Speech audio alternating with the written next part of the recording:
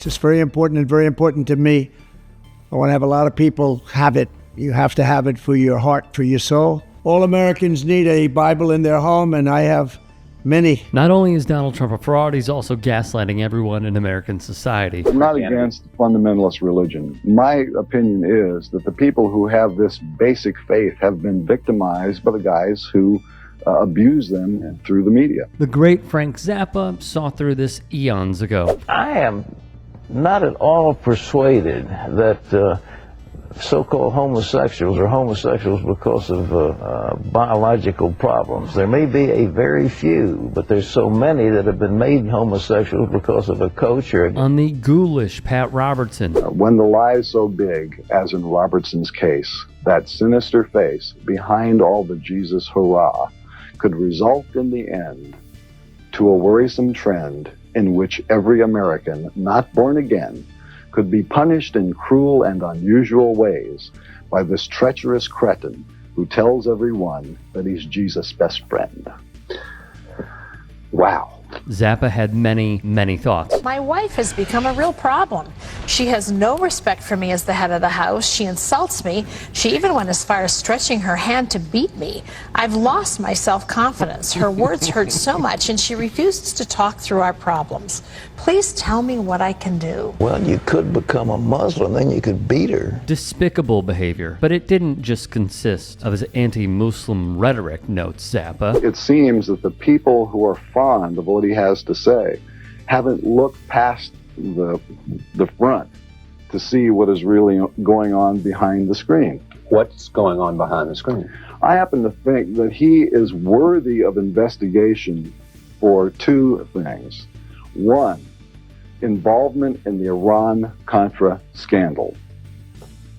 Yes. Oh, is this because of the time he saw Oliver North at the airport? And no, not because he saw him at an airport, because he actively promoted the whole business on his television ministry, some ministry. First of all, he's got videotape of himself reviewing Contra troops. Now, suppose you want to review the Contra troops. How do you find out where they are? Who do you call? Say, get me down there with a TV crew. My theory is this, that he has been involved with funding for the Contras. He's been promoting the whole cause.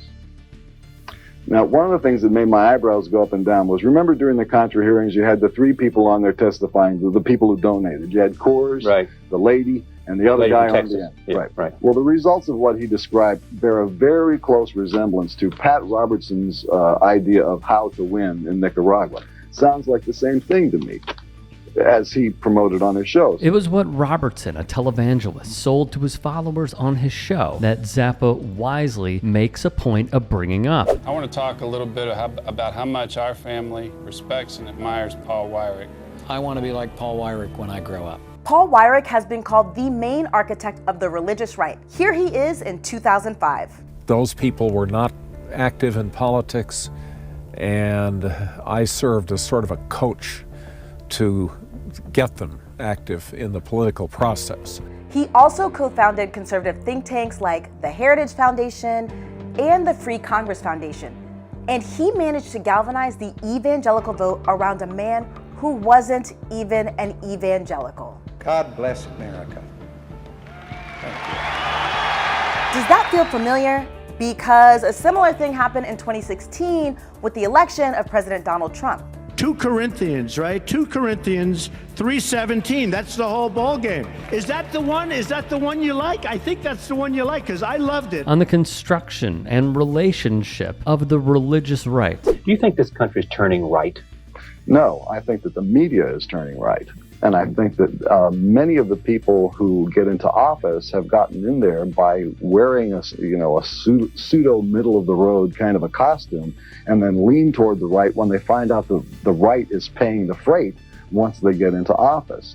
Let our minds drift back to the early days right before Reagan made his big run. There was a deal made between the fundamentalist right and the Republican Party, literally purchasing the platform. If you stick the prayer in school on here, if you stick the abortion on here, money, the land of milk and honey will flow in your direction. And it is so wealthy and it is so protected There's so much money involved. And I think that it has been the ruination of the GOP. Not a lie was told here. It is accurate. Conservatives realize where their bread is buttered. Religious fanatics who demand not a separation of church and state, but a bonding of the pair. Speaking of, this is a man who Republicans adore, yet is responsible for the decay of the United States. We have to connect these issues and understand that it's not a San Francisco issue. Like homelessness exists. There's 62,000 shelter beds in New York City. There's over 50,000 in Chicago, over 40,000 in LA. This is a serious problem that's been around since Reagan cut the affordable housing budget in the early 1980s, and we're all living Reagan's wet dream of neoliberalism in America. He called it the Reagan Revolution. Amen, brother. So when Zappa was asked by Arsenio Hall his thoughts on homelessness, well, I have a suggestion. It's probably not going to be very popular, but I think that, you can just take it with a grain of salt, I suppose. You have a bunch of people now who are homeless. These are whole families of people who are homeless. We never had this before. We used to have hobos, we had bums, we had winos, but we didn't have whole families with no place to live and nothing to eat. And we got one guy to thank for it, and his name is Ronald Reagan.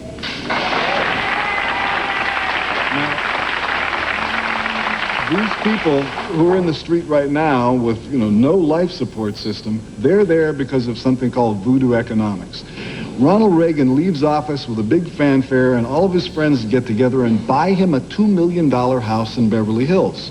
So this means he's not spending too much time at the ranch in Santa Barbara anymore. I think he ought to, at least, since it's his fault, let them move to Santa Barbara and squat on the ranch.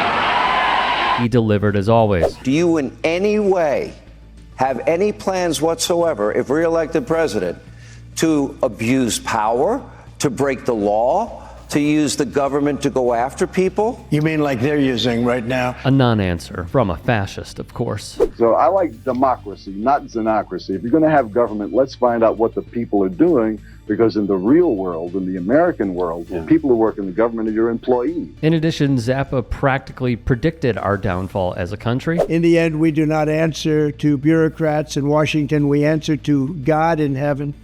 Christians are under siege. We must protect content that is pro-God.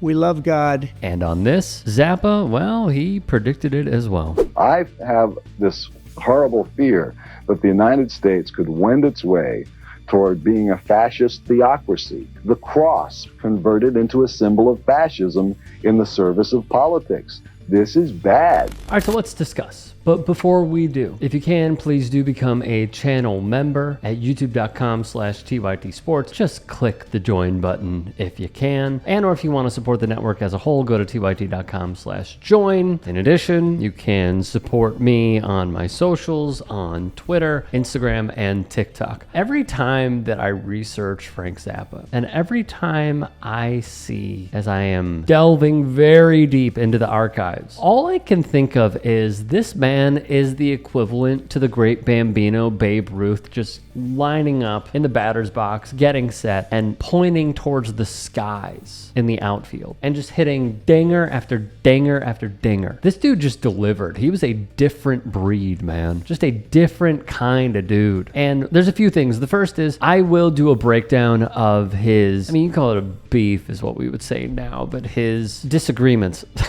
with Tipper Gore, his disagreements with an entire movement that wanted to censor words and music and kids getting sent to camps because of rock addiction. It's a whole spiel. We'll get into it another time because it's very deserving and worthy of a clip on its own, and also the things that he said and the testimony that he gave. What I found to be interesting, and then I'll move on in a second, is how he said, it's funny how we believe in, democracy and the First Amendment and freedom of speech, yet when it's under attack, why are there so many big name artists that don't care to use their platform and their voice to create positive change and fight back against censorship, which is a phenomenal point, because if there was anyone at the time who was leading this entire movement, it was him. Now, a few things. The first is, and very important, was when he said, I am not against religion, but then he noted how there are so many major players that use it as a political ploy, which is uncalled for, yet